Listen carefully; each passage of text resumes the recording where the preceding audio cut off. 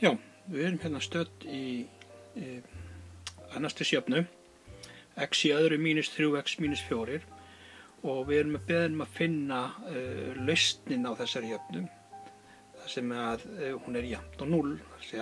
Hér á að standa y en það er gert að 0 og við erum að finna út hvað x-ið er miðað við það að ég er jafnt og 0.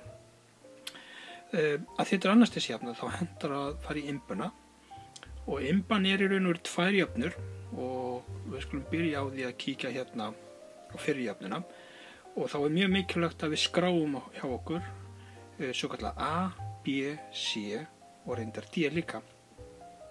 A er svo tala sem er á fyrir framan x-ið sem er í öðru veldi. B er svo tala sem er fyrir framan x í fyrsta veldi og það er hérna mínus 3. A hérna er plus 1. B er mínus 3 en C er þá síðasta talan og hún er mínus 4.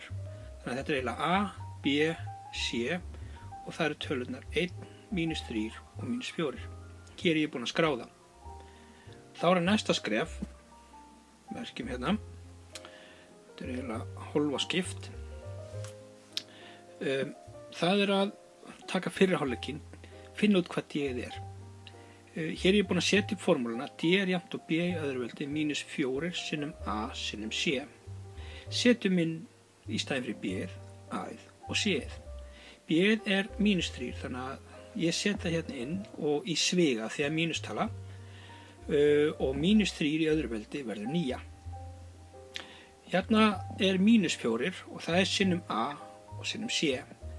A er plus 1 en C er mínus 4 þannig að við erum að tala um að hérna er mínus 4 sinnum 1 sem er mínus 4 og sá mínus 4 sinnum annar mínus 4 er það jafnt og plus 16. Þannig að D er 9 plus 16 eða jafnt og 25. Plústala sem þýðir það að ég er að fá tvær lausnir. Bætum hérna 25 hérna inn, svona. Nú, þá er það seinni hluti í jöfnunarinnar og það er að fara inn í hérna mínus B plus mínus kvadrátina D deilt með 2a. Setjum inn í staðinn fyrir B-ið. B-ið er mínus 3, setjum það inn í staðinn fyrir B-ið. Þessi mínus er bara partur af jöfninu þannig að hann verður að vera. Þannig að þetta er eiginlega mínus 3 og á endanum verður það plus 3 eins og við sjáum hérna til hliðar.